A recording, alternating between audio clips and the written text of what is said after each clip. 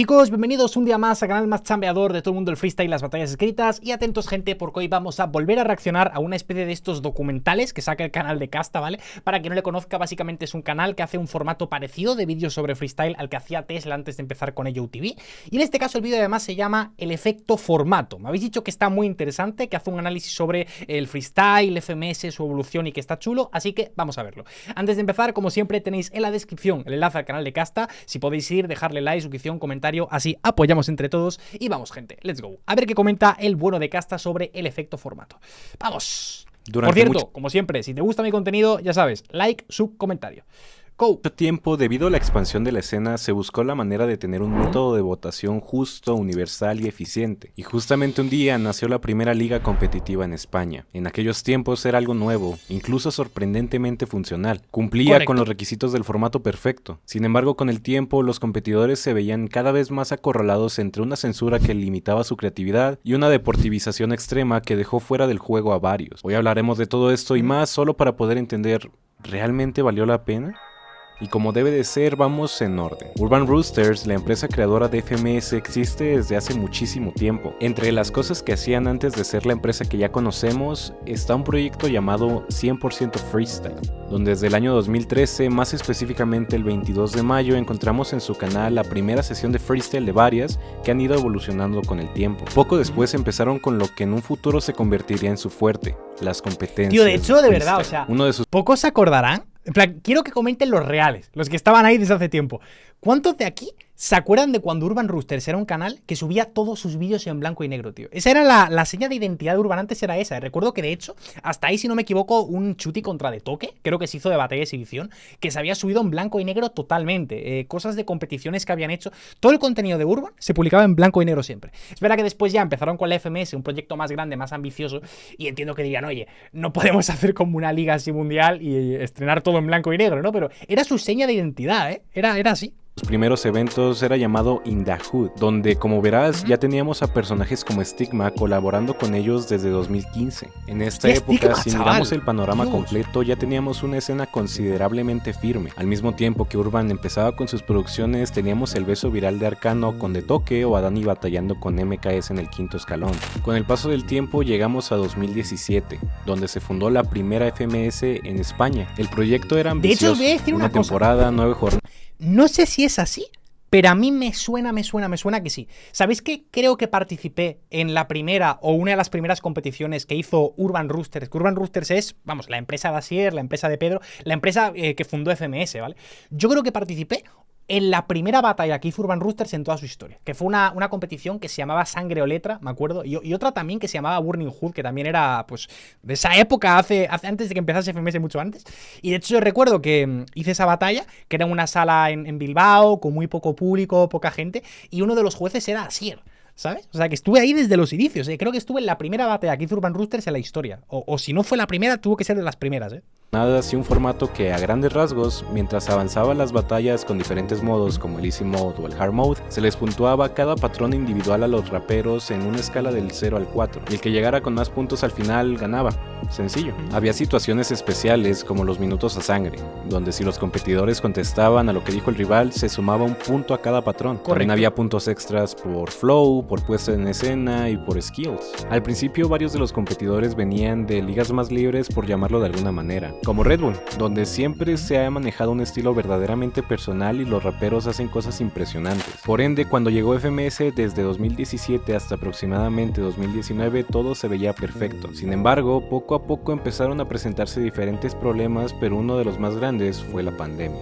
Durante la pandemia hubo complicaciones para todo el mundo. Sin embargo, debido a la gran expansión de la escena desde 2017 hasta 2020, FMS se había visto bastante beneficiada y, como lo hemos mencionado en otros videos, logró mantener el circuito activo por medio de transmisiones en YouTube, donde casi el 100% del público eran los mismos competidores y jueces. Esto trajo cosas muy buenas y cosas muy malas. De las cosas buenas fue que gracias al encierro, las personas tenían más tiempo de ocio. Por ende, muchas personas acabaron viendo batallas de freestyle y esto llevó a la escena a números muy grandes. Y de las cosas malas es que poco a poco la escena se empezó a llenar de tryhards. Y no en el buen sentido. A lo que me refiero es que de la nada en el 2020 encontrábamos perfiles como los de Gazir, manejando un estilo enfocado en ganar puntos que de principio suena a que nada puede salir mal.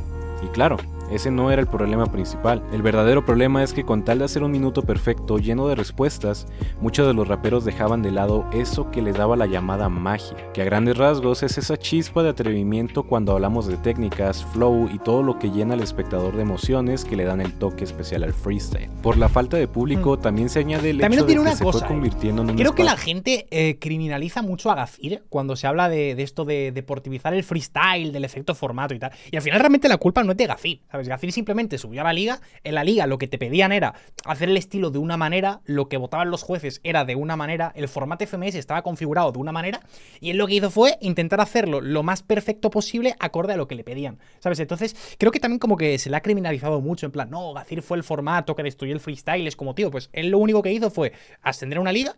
Le dijeron, tu trabajo es tus batallas se valoran de esta manera, y él, pues voy a hacerlo lo mejor posible en relación a lo que me pedís, ¿sabes? Tampoco es que fuese culpa suya en sí.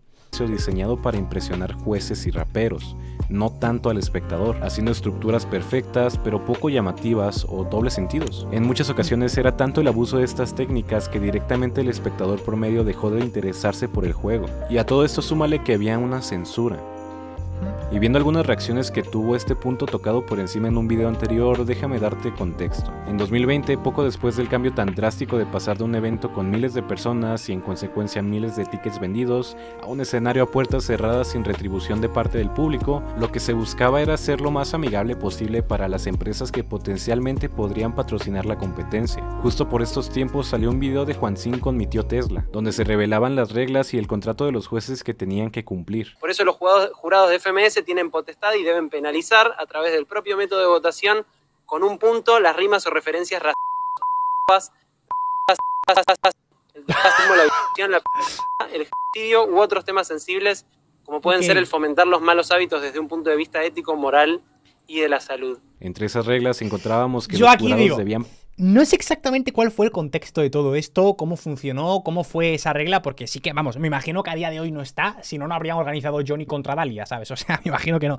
Pero mira que yo soy mucho de pensar también en la economía, en la empresa, en el negocio, en las marcas, y sé que hay que cuidar eso y es importante, pero yo creo que si te pones así, de verdad sí el freestyle no tiene sentido. O sea, porque es que las batallas al final van de que tú faltes al otro, o al menos así es como las entiendo yo. A mí me pones contra el rival y yo le ataco, yo le insulto, yo me burlo de él, yo le humillo, yo le denigro, van de eso. Entonces, no puedes poner cláusulas éticas de no, es que no puedes decir rimas que vayan contra la gordofobia, o que vayan contra esto, o que vayan contra... Porque es que si no, hermano... Parece hacemos un concurso de poesía, ¿sabes? Esto sí me parece errático hacerlo. Penalizar las rimas que tuvieran que ver con temas delicados. En su momento muchos argumentaban que realmente no debería de ser un problema debido a que la defensa de FMS fue decir que estas reglas ya existían desde antes que se hicieran públicas, cosa que a mi parecer no hace menos grave el problema porque se le puede buscar varias explicaciones, pero al final lo seguro es que era una censura indefendible. Entonces, alrededor del año 2022 y 2023 las vistas empezaron a bajar, y creo que en un escenario diferente todo esto que FMS había implementado no debería de ser un impedimento para que la escena siguiera creciendo. Sin embargo, siendo la única competencia activa de manera regular de este tamaño, los espectadores tenían realmente pocas opciones. Mientras pasaba todo esto, FMS empezó a darse cuenta de la deficiencia en su alcance y empezó a mover sus cartas. Por ejemplo, creando la sección llamada FMS Legends, donde encontrábamos batallas de exhibición como la legendaria Papo vs Cacha más reciente, o también por ejemplo este evento del Regénesis, en que para resumirlo podríamos decir que hacían grupos en cada liga para batallar entre ellos y eventualmente había una jornada de grupos internacionales llamada Global Match. Sin embargo, desde hace no mucho tiempo para acá,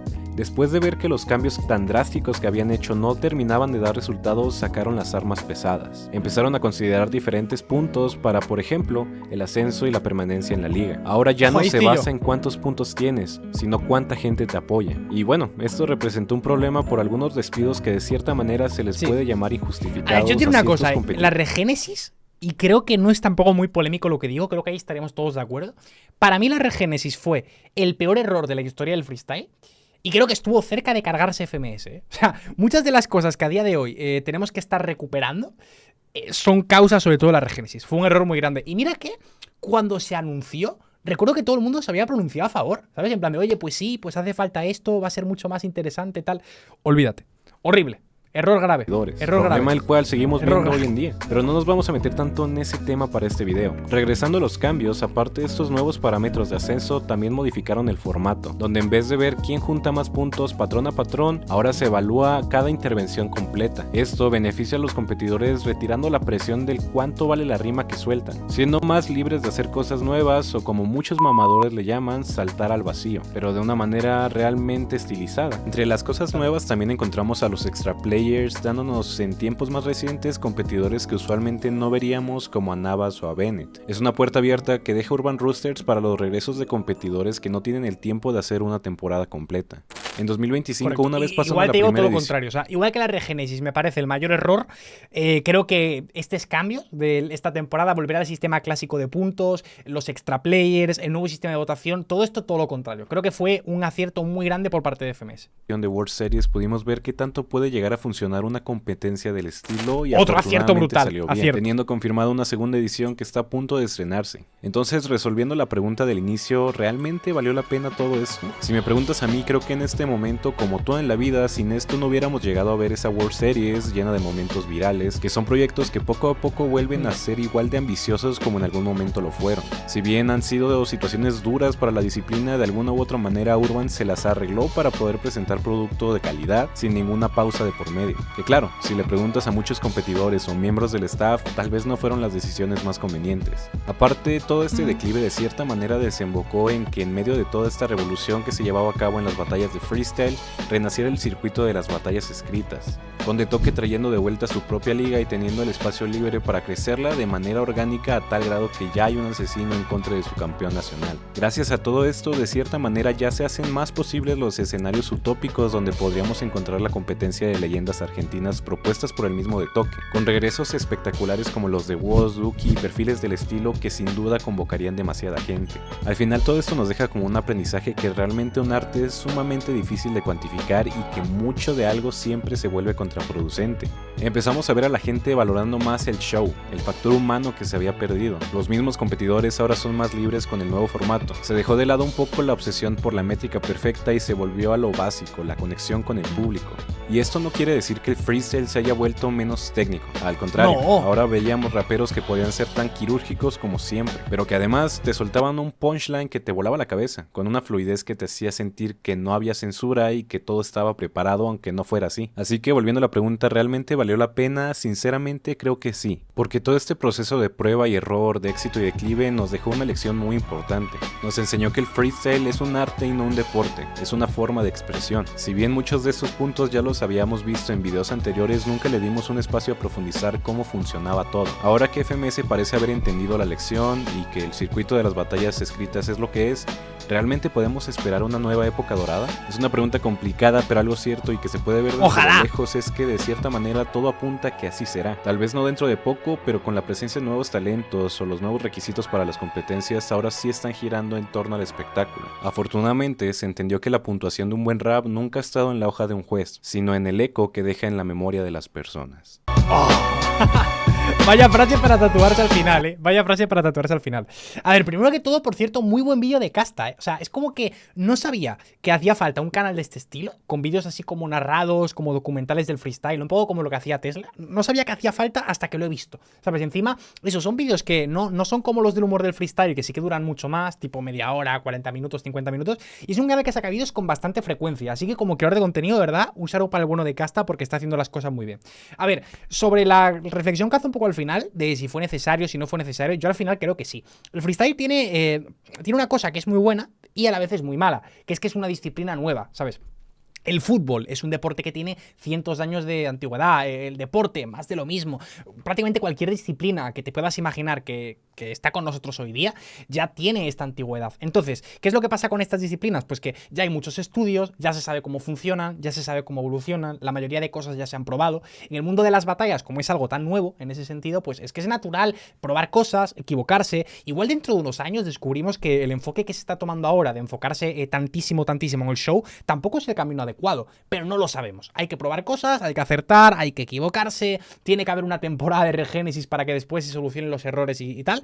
Y yo, vamos, creo que hemos aprendido mucho en estos años. Creo que FMS, aunque se les sataniza muchísimas veces como empresa, yo de verdad pienso que lo que han hecho por el freestyle es innumerable. Son ellos al final los que han hecho que muchos freestylers puedan vivir de esto, muchos hosts, muchos jueces, muchos creadores de contenido, muchas personas que están dentro del ecosistema y también los que, vamos, yo lo recuerdo. Yo cuando tenía 14 años y solamente había prácticamente la Red Bull una vez al año como evento grande, yo recuerdo que yo siempre pensaba, tío, ojalá hubiese una liga de freestyle. O sea, ¿por qué la gente a la que le gusta el fútbol puede ver fútbol constantemente? La gente a la que le gusta el boxeo puede ver boxeo constantemente. ¿Y por qué yo, que me gustan las batallas, solo puedo verlo una vez al año? En plan, creo que este tipo de temas los ha resuelto FMS y ha tenido errores muy grandes, pero también aciertos muy guays. Así que esa sería un poco mi conclusión sobre el tema. Nada, chicos, espero que os haya gustado este vídeo de El Efecto Formato. Muy buen contenido, como digo, de Casta. Si podéis ir a su canal, que lo tenéis en la descripción, y apoyarle, os lo agradecería. Y también, si os gusta mi contenido, like, suscripción y comentario. Un saludo, gente, y nos vemos en la próxima. Chao.